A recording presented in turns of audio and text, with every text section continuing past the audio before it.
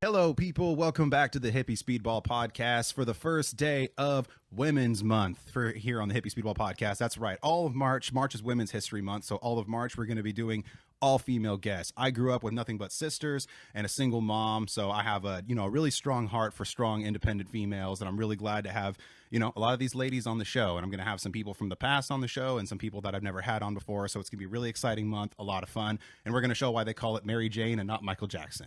So today my guest actually was on the podcast previously. She's made some really leaps and bounds in her career in the cannabis industry, so I'm really excited to have her back on. So welcome back to the studio, Betsey from Wild West Emporium. Welcome back. Glad to have you back. So excited to be back. Yeah, for sure.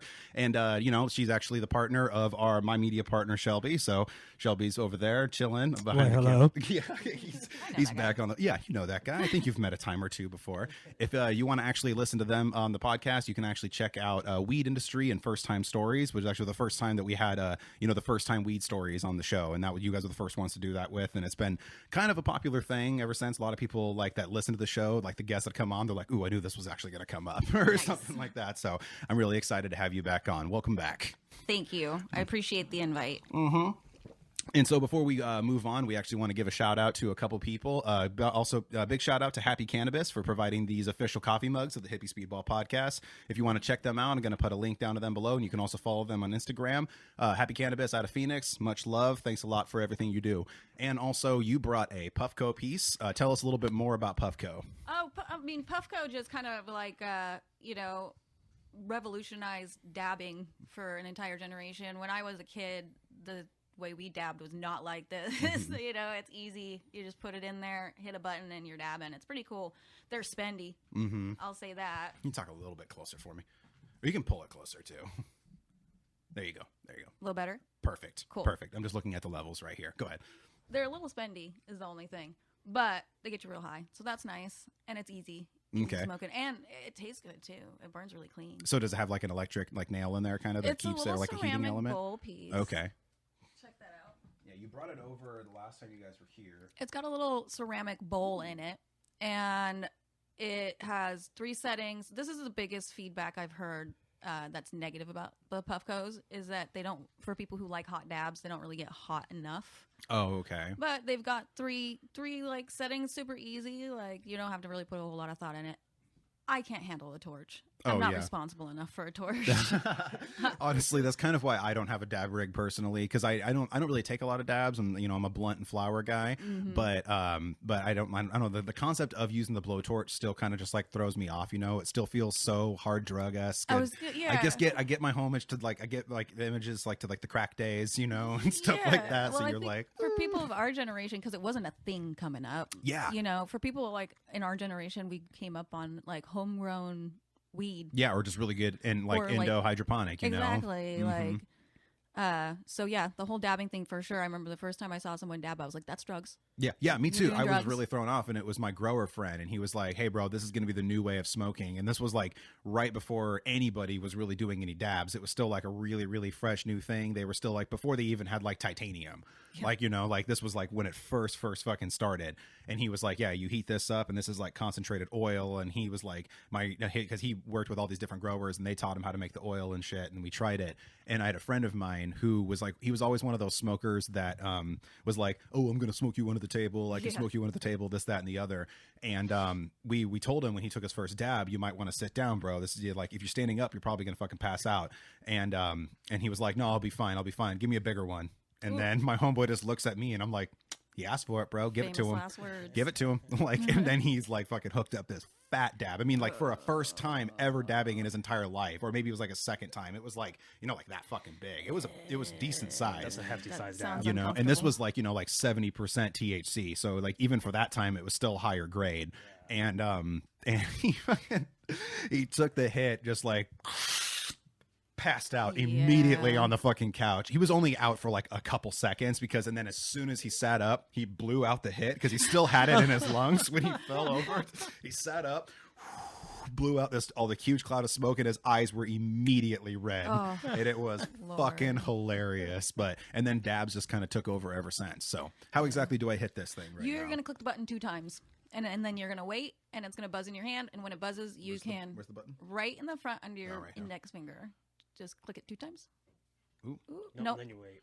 Yeah. Wait. It'll Okay. buzz again in a second. It's Okay. preheating the bowl. Oh. And then okay. low and slow when smoking that. You don't You want to warned me on the first episode. Yeah, don't want to chug it too hard or you're not going to get any smoke. Okay. All right. Well, thanks for bringing all the fancy Do the gear. I'm all like a fucking caveman over here, just rolling Listen. blunts and Optimos and stuff. The only reason I own that is because we have 3 kids and a dog, and we can't have like dab pieces and dab torches and shit anywhere where any of those things can get to it. And it took us 2 years to finally justify buying that so piece. like 2 years. Finally, one day we had enough money, and we were like, you know what? Fuck it, we're buying a Puffco. Mm-hmm. Yeah.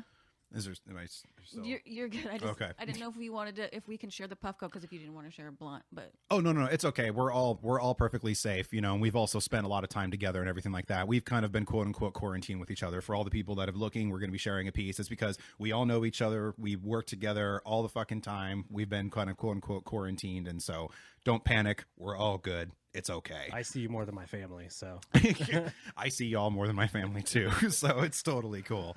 Other than the family that lives here. yeah.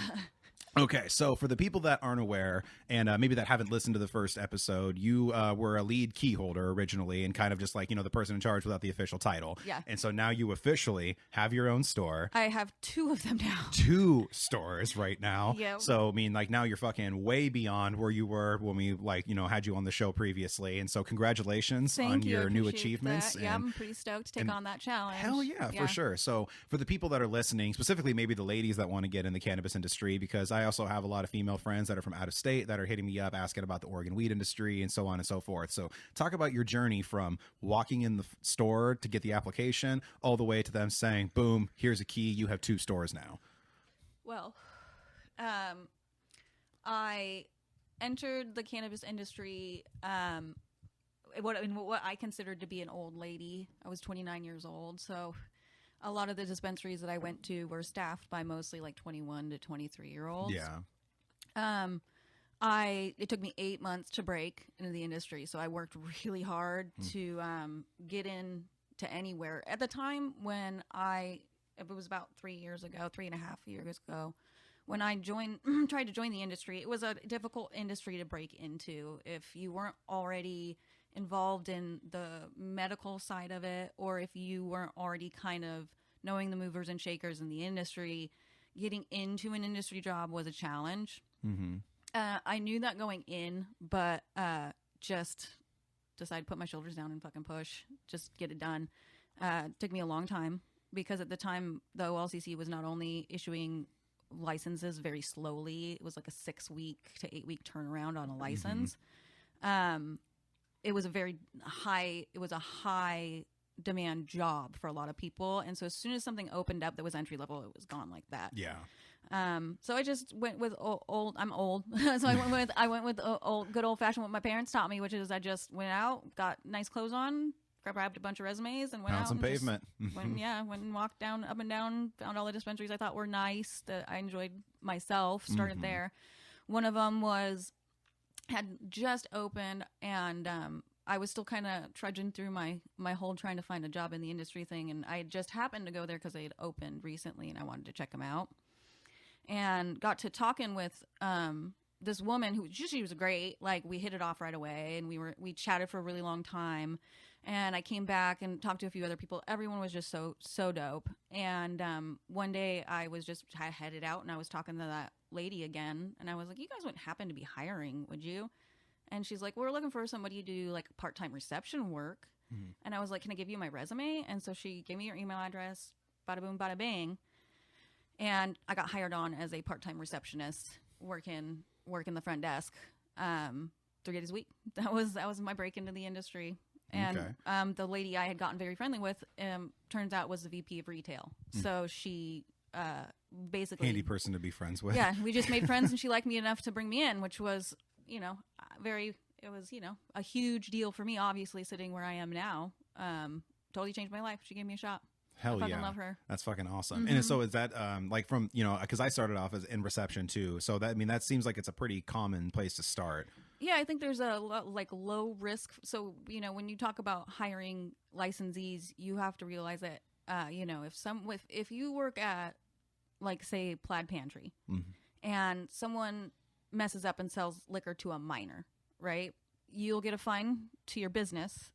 And then I'm not sure, I'm not going to speak without knowing for certain, but the cashier is not they don't hold a license. They're not licensed to the state. Like, they're with cannabis, if you are out of compliance, regardless of who you're with, then you can be fined. So you could, or have a suspension of license. So I think reception work is like a nice low risk category for dispensaries for bringing in new people. Yeah.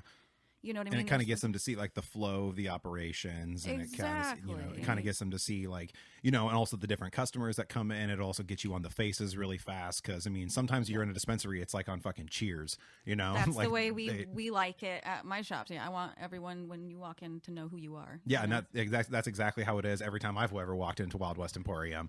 And so while we're actually giving them a little shout out, so Wild West Emporium, what locations do you manage again? I got we have 3 locations. One's off Sandy Boulevard, one's off of Duke Street, and one's off of Malala Avenue in Oregon City. Duke Street's in Southeast Portland. Malala Avenue and Duke Street are my shops. I run those shops. They're awesome. Come see us.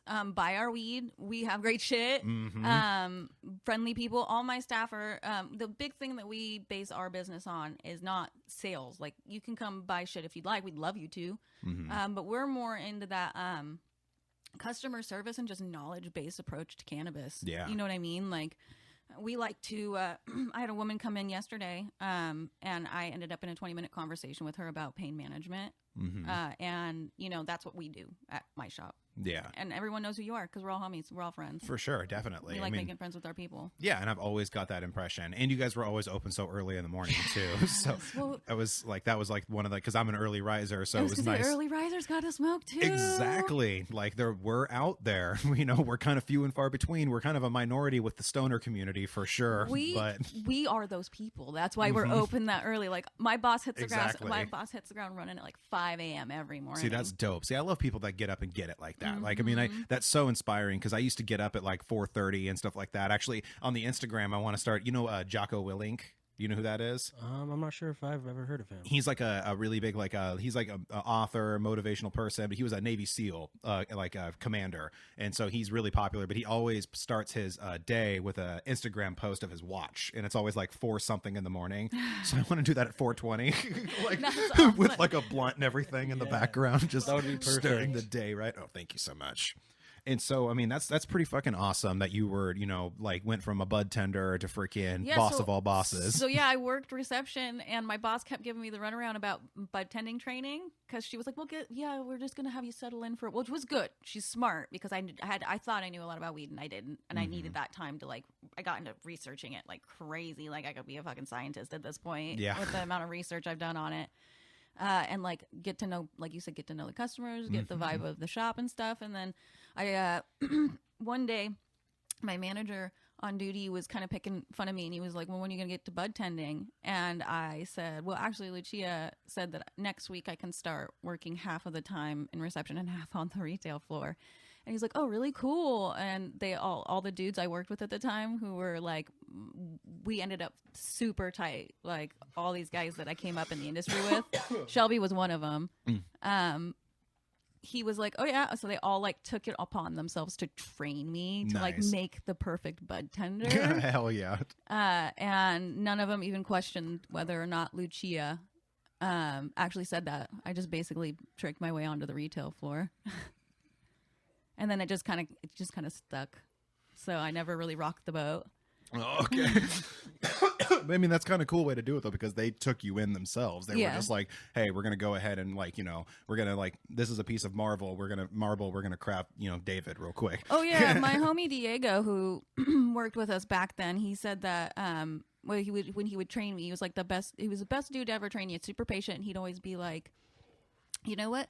The best course of action to do is if you're ever scared or you think you're taking a risk, just stop and ask me." Yeah. Like, best best person to train you. Like, yeah, honestly. for sure. Well, and you kind of need that when you're like, especially such a brand new industry, a brand new job. Like, you need someone that's really cool with asking questions, because the worst thing is like making a mistake because you're afraid to ask. Yes. And that's actually a really good transition to what I wanted to talk about next is, so tell me about your management style.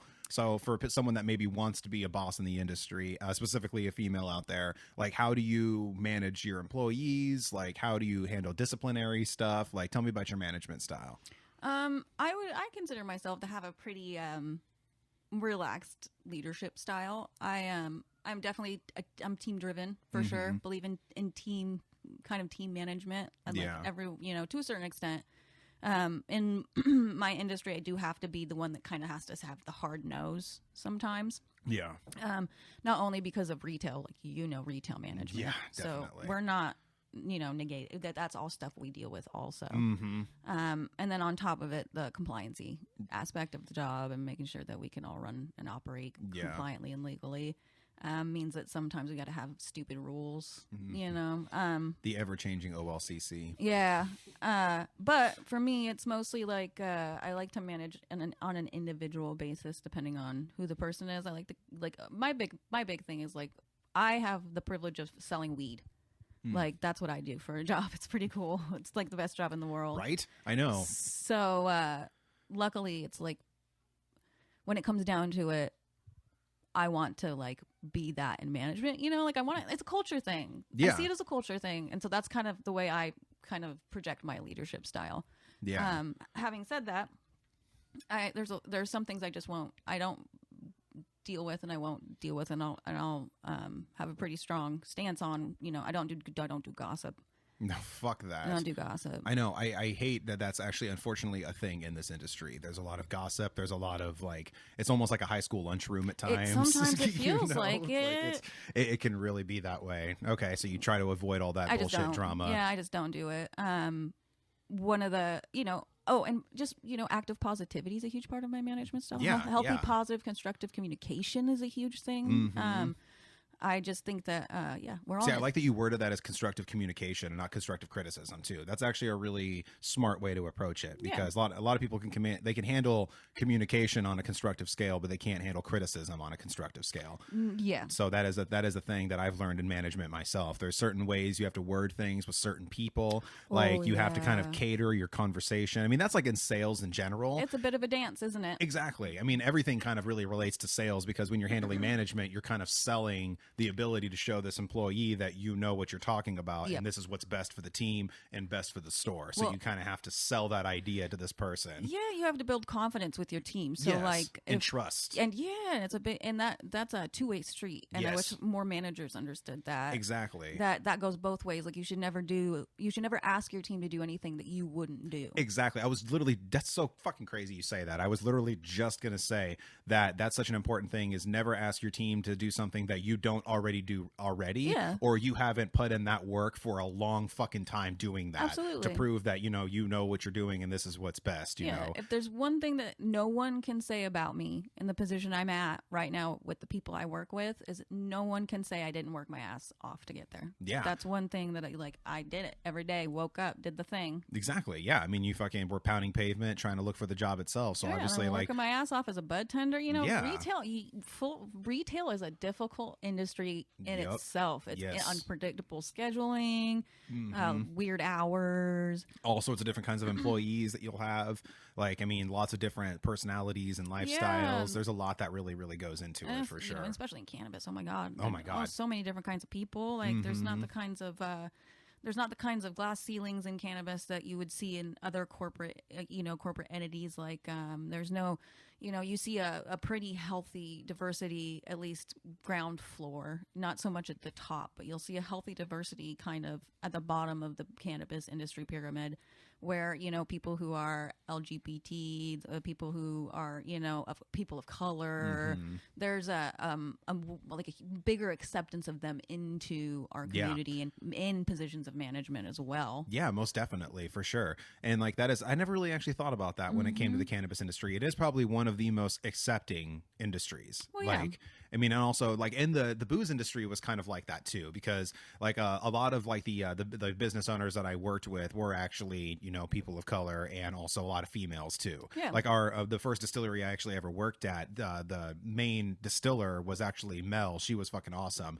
Shout out to Mel. She was like one of 2 female distillers in the United States. Oh, that is awesome. Yeah, and she was the master wicked. distiller. She made all the bourbon. She fucking did everything, and she ran that so whole thing. cool. And then she just became so big because of that role. She started doing magazines and took on a bigger role, and just now she doesn't have time to do to do it anymore. But what's funny is ever since she left, the production has fucking fallen. Yeah.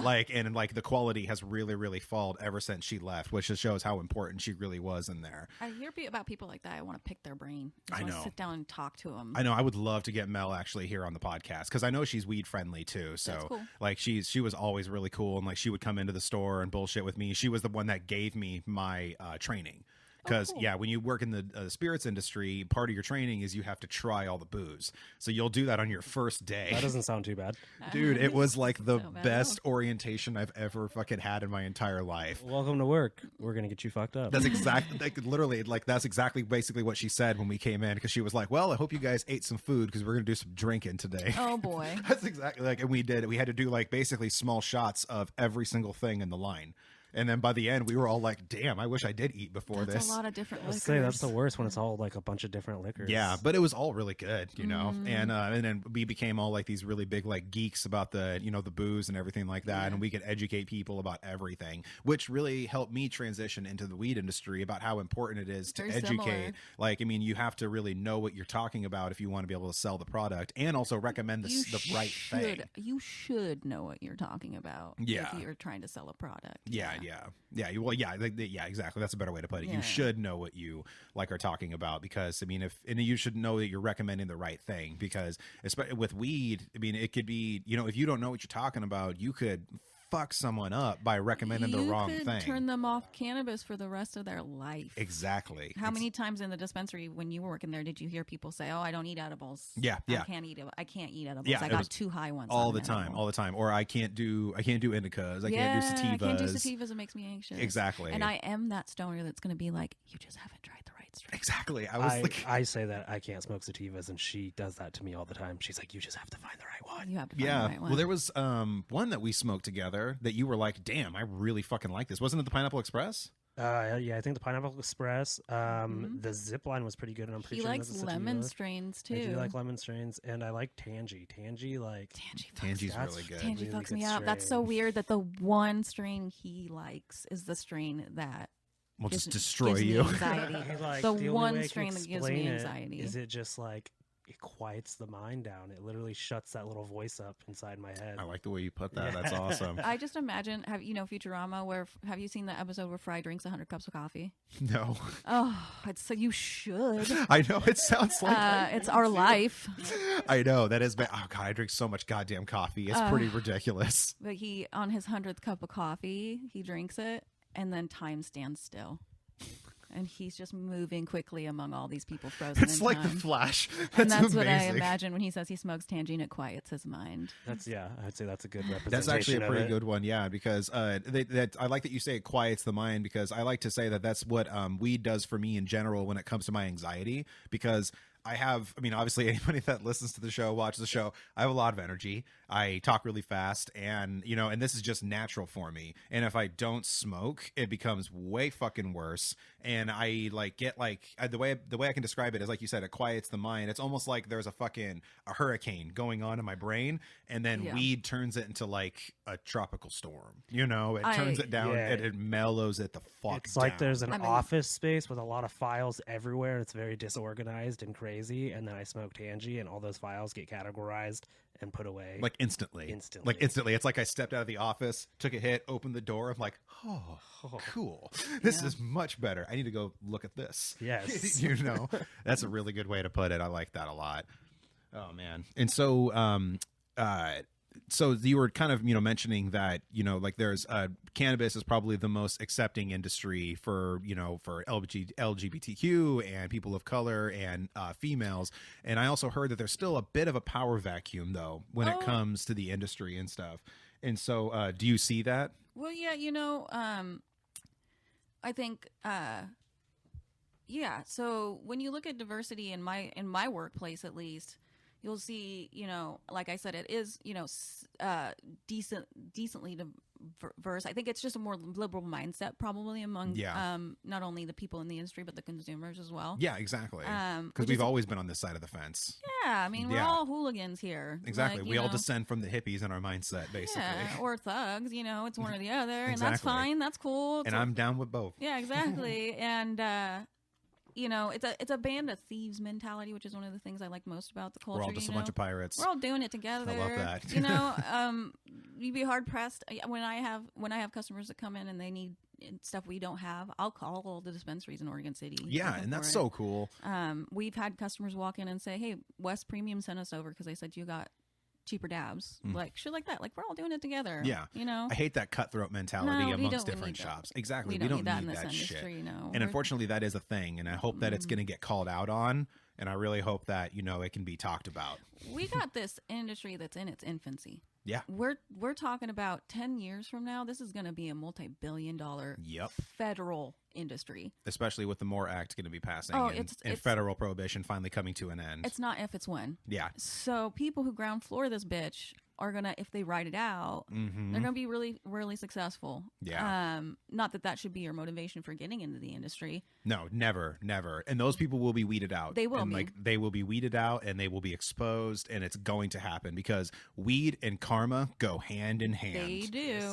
And this goes back to the culture thing too. For me, I came up in a culture of weed smokers. Yeah. And it's important that we keep that mentality in this industry because we can do better. We can make it better. That's the whole point of weed. Weed's supposed to save the world. Exactly. Why get shitty with each other? And it's supposed to be something that brings people together. It's always been that way. I mean, ever since the Romans used to kick it and smoke bud together. I mean, they used to fucking grow it up in the mountains, and they used to do trades with it.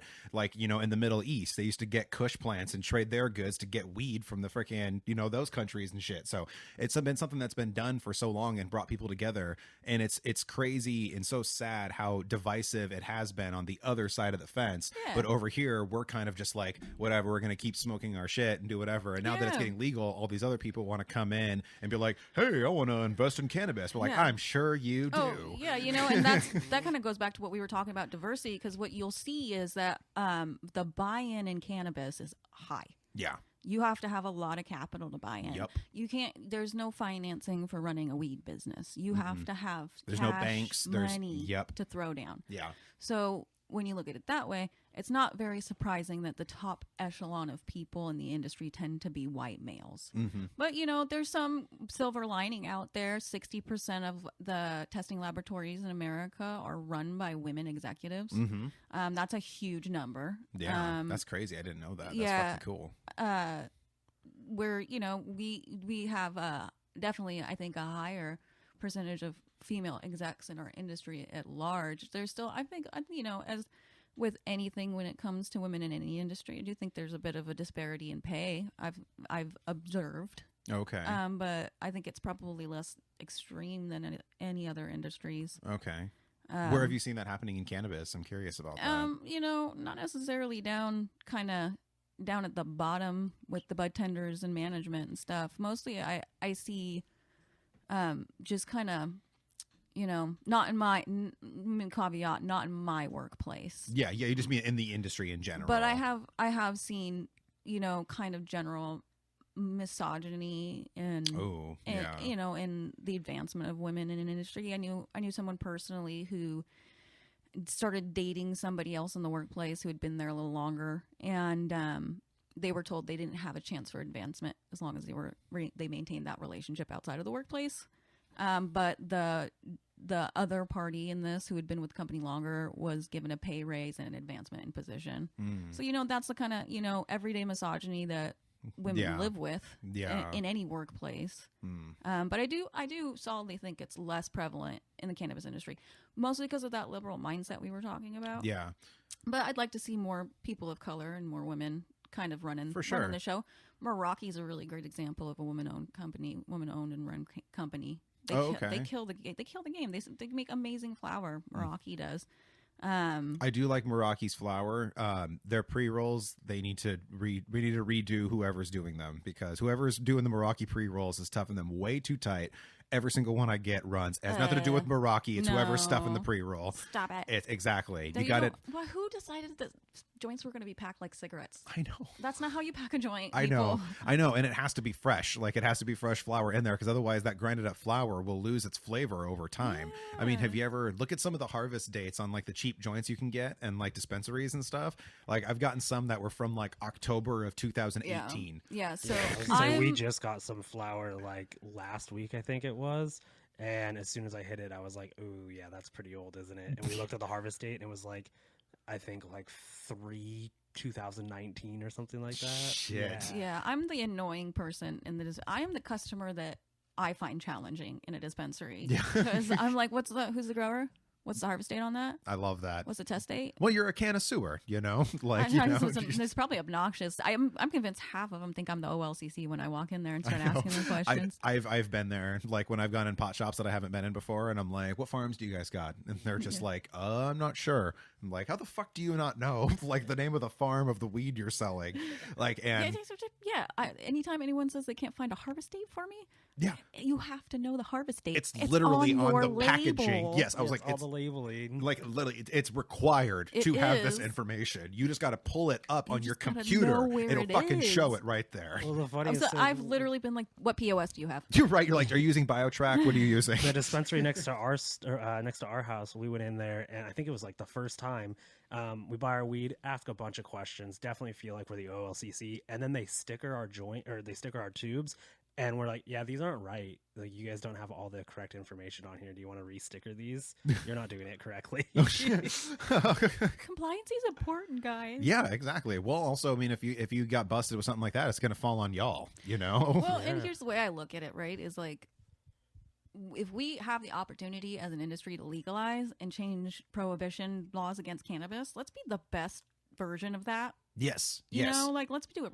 Let's show that we're not just a bunch of shit kickers. Like, exactly. we can do it. We can follow the fucking rules. And I think relating to what you were saying, to that, and what you were saying about it being in its infant stage, I think that we need to start laws and rules right now to prevent monopolies. Oh, yeah. Like, we need to set that precedent now, because if we don't, it's going to ruin it. Like, weed will be ruined when it gets legalized nationally. Yeah. It will 100%. Oh, no, it's going to go super corporate. That's one of the things. And black market will pop right the fuck back up. Yeah, that frustrated me a bit about the way the Oregon licensing went, because they were issuing licenses, Yeah. stayed an issue on licensing. Yeah. So what that did is it created this whole system where people are buying out each other's licenses. Yeah. And so you're seeing corporate entities reaching out to license holders that weren't successful. And you have to remember, this is the first 5 years essentially of the industry. So no small business is successful after 5 years. Yeah. You are recouping a lot of losses when you first invested. Which makes sense with right now we're seeing all these buyouts happening more and more and more, because it's in that stage where you're saying, "Oh, hey, your shop's not doing well, but we'll come help you. We'll come in here. We'll partner with you. This is Machiavellian mafia tactics. You can have our stamp on the outside of your building. Mm-hmm. You know, we'll partner with you. You carry our shit, and you can keep your shop, but we'll own your shop. Or you can keep your stamp and we'll own it, and nobody will know. Yep. Hide behind the curtain. And exactly. And it's just it's a little frustrating to me, because I don't like the corporate mentality. Yeah. And That's also not why I do this. Yeah, exactly. And that corporate mentality, if we don't put a cap on it now, it could end up being their weapon to keep people, like putting people in jail, because they'll inevitably make it so black market has to come back up, because people won't want to buy from the shops anymore, because it'll be too high priced, it'll be too corporatized, people won't want to be a part of that. So then naturally black market will rise back up, people will get pinched, get still put in jail for it, and they'll be like, "Hey, we legalized it, but you guys are still selling it off the books, so we have to arrest you for it," you know. And I could really see that being a pattern and kind of a slippery slope. So maybe if we pay attention to it now, we could possibly prevent it. You know, if we play chess, not checkers, when it comes to it, we could possibly prevent problems before they even happen. Most times I try to be optimistic about it. Yeah. Most times I try to, I tell myself that, you know, it's prepare for the worst and hope for the best. Yeah, I was gonna say, but there are times when I see a shift in the industry, and I'm like, guys, come on, let's not do that. Exactly. We, you know, out of having, you know, my sister, she works in banking on the East Coast. She works with cannabis companies they're trying to kind of foothold the market in cannabis banking right now. And they have a far reach. They want to look at it nationally. And so you have a lot of very like highly intelligent financial people who are looking at this and working it to find, where they can get their, best foothold in the industry. Yeah. And it's just it's a weird concept for me. Yeah. To think of people with those kinds of, I'm not that they're bad people. They're just people of a different mindset than we have. They're the same ones that would have locked us up when it was illegal.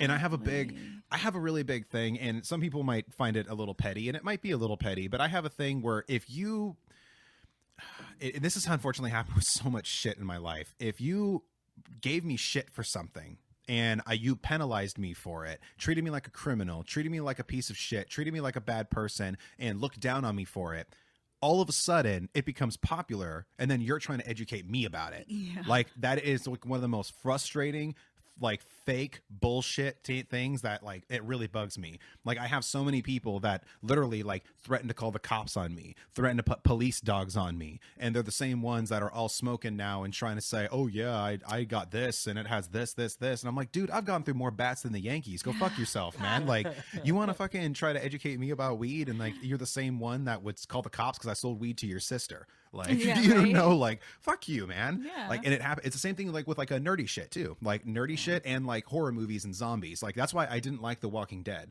because before The Walking Dead came out, and don't get me wrong, it was a cool show, I didn't really just enjoy it, because before The Walking Dead came out, I was a part of that subsection of people that were looked at as weird because we liked horror movies, zombies, like B science movies from the 1940s and 50s, 60s. Like, me and my homeboy, like when we were in junior in high school, we were 16 years old, getting stoned, watching Mystery Science Theater 3000, all these old movies and shit. And people were like, you actually watch all that old bullshit? People that hated black and white movies. Aww. And they're the same ones that are all like, oh, this is my zombie apocalypse plan. Oh my God.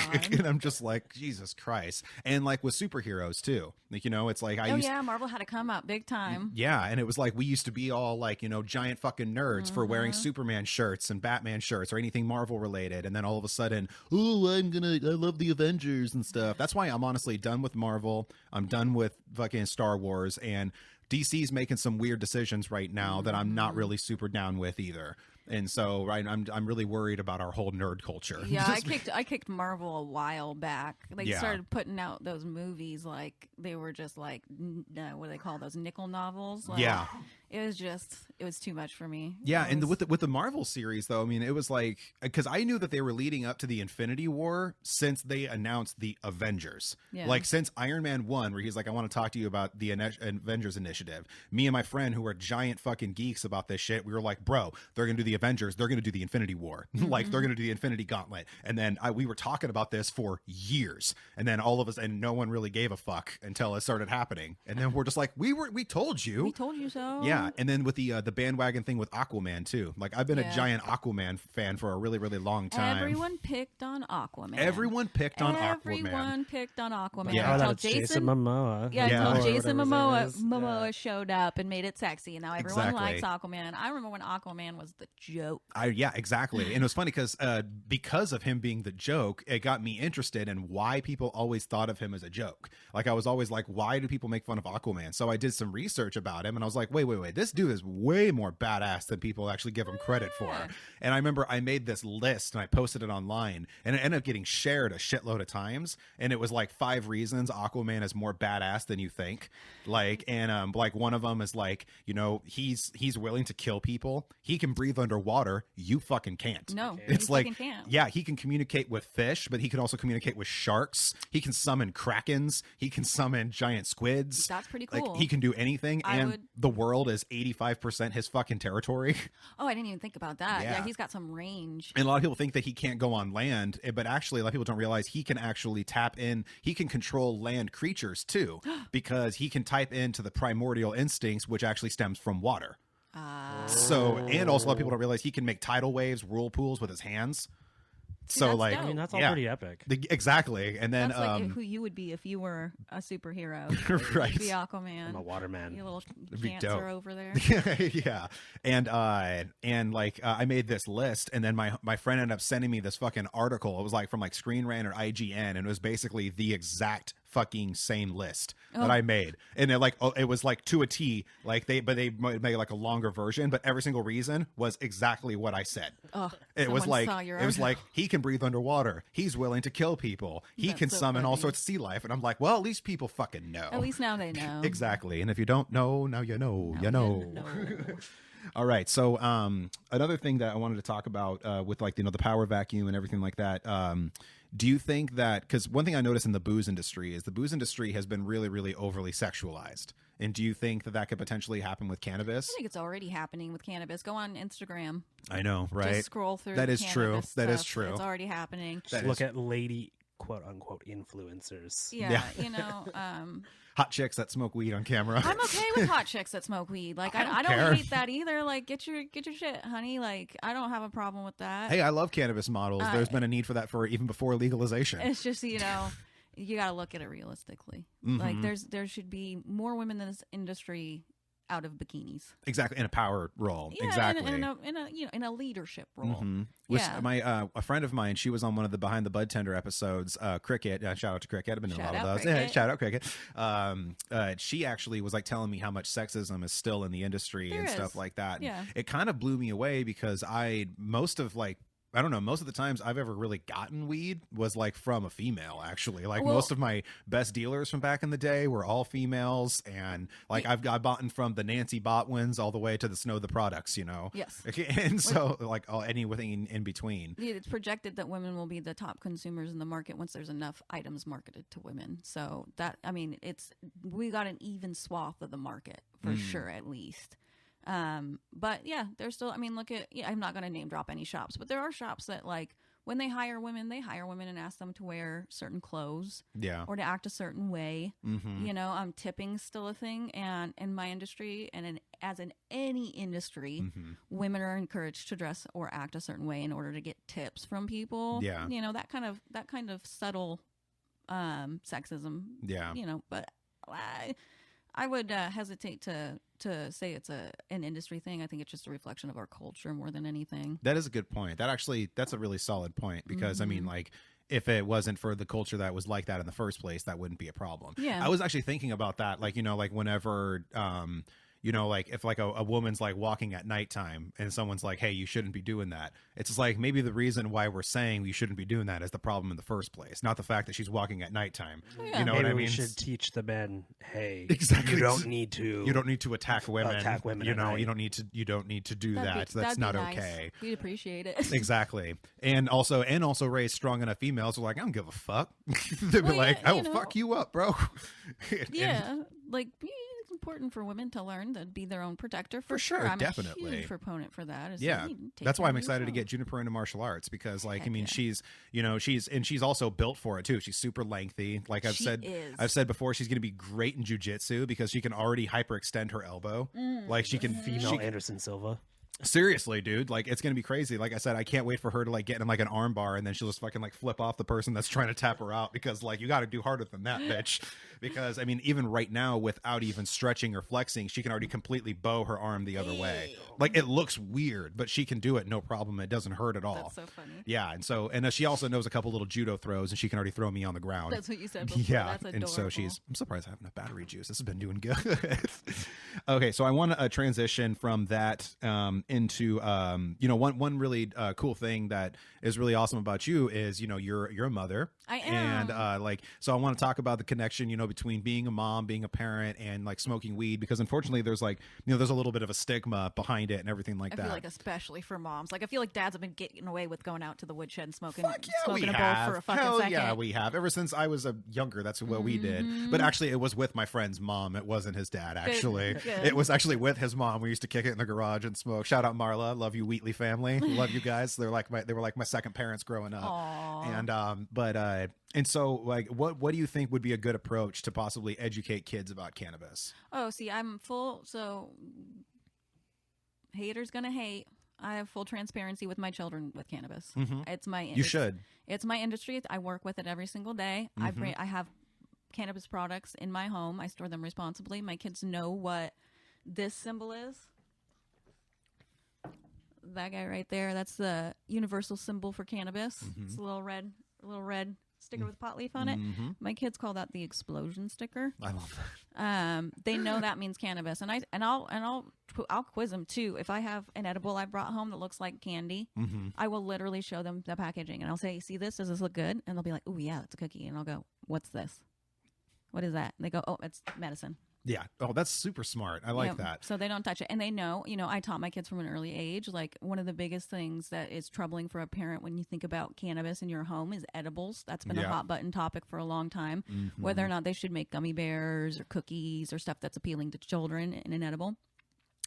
My kids know and have known from an early age that mom takes medicine, and that medicine can sometimes look like food. Mm-hmm. So do not eat anything in the house without talking to me first. If you see something laying out, don't put it in your mouth. They just have been trained from an early age that that's something that is, we always store it responsibly. Yeah. We always take care of course. our medicine responsibly.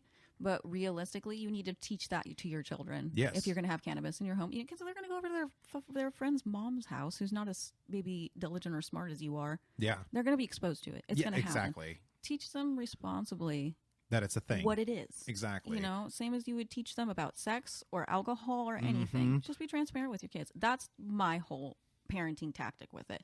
I can't hide it from them. I won't hide it from them. I think that's a disservice to them. I think it's also a disservice to them and the industry because we're trying to break Yeah. the stigma. So why would we create a stigma ourselves? Absolutely. Exactly. And it's like it's feeding into that old prohibition mentality. And if Yeah, you can and- have like a bottle of liquor on your shelf, like Yeah. around your children, or there can be beer commercials on the TV that your children see. Yes, exactly. Then why not be open about cannabis use? Exactly. The thing that always is striking to me is that we get, us in the industry, we in the industry get in an echo chamber Yep. because of the company we keep and being able to it's nice to have friends that when you work with them, they can bring their kids over to your house. The kids can play. You can step out on the back deck. You can roast a few bulls, bullshit, maybe barbecue up a little bit. It's fine. Everyone's having a good time. It's cool. It always is so striking to me, our little echo chamber, when I step outside of it and get little reminders that this is still something that would be considered most of the countries incredibly unethical even. Yeah, exactly. Isn't it crazy? We could go a few hundred miles east and there's people listening to this podcast right now in a state. They're smoking right now, listening to this podcast. And if you are, I'm so sorry you have to Hang do this in and feel there. like a criminal. Hang in there. It's You're going to not a end soon. criminal. You're not. It's a plant. It's a fucking plant. It just grows that way. Like We Cat were- Williams said, drugs, you got to do shit to it chemically. Yes. You got to add baking soda, water. I don't know the recipe. I Stir don't know it the up. recipe. We were actually just talking about that last night, how there's like one state, I don't know exactly what state it is, but it is surrounded by 3 or 4 other states, and the 3 and 4 other states have weed legalized in some form or fashion, so medical or recreational. And we were saying it's crazy how you step on one side of an imaginary line and Yeah. weed's cool, and you step right over that imaginary line and you could be arrested. See, I could imagine that being Idaho. Idaho is completely surrounded think because it is it has Idaho. Canada. Montana just legalized. Colorado's legalized. Fucking Nevada's legalized. Oregon's legalized. Washington. Literally, Idaho's kind of in an island of legalization right now. Idaho's really weirdly Those poor bastards. anti-cannabis. That's weird. That is It's so very crazy. Weird. You wouldn't think. I mean, I guess that Idaho is traditionally a pretty conservative state, but for some reason, I never associate Idaho with being conservative. Yeah, I don't know, like, because I have a lot of like friends that came from Boise, and they were all like super chill and stuff like that. So But they left. yeah, but they left. That is a good point. But they did leave, so maybe it's not like that there. And it was just the people I met from there. I don't Right. know, but I mean, hey, if you're in a non-legalized state, like you said, hang in there. Hang in there. It's gonna get better. It's gonna get better. It's gonna get legalized. Check out the MORE Act. You can actually see the process of it if you just go online, type in MORE, all capitals Act, and you can actually go on the government websites, look at the bill, look at the status, see when the next hearings are, look at everything that's going on. And that's another fun way to check out House bills that are actually happening. When big shit's going on in the media, go online and see what House bills are being passed that day, because you would be really surprised on what kind of shit slides right under your nose. That's kind of crazy. Like, did you know they abolished the Department of Education in the old form a long time ago? They actually abolished it right whenever Trump became president. Yes. That was one of the things. And also the EPA and another one too. The EPA lost their funding is what it was. Yeah. They lost a bunch of different shit. You know, imagine being the president and coming through and being like, environmental protection. Nah.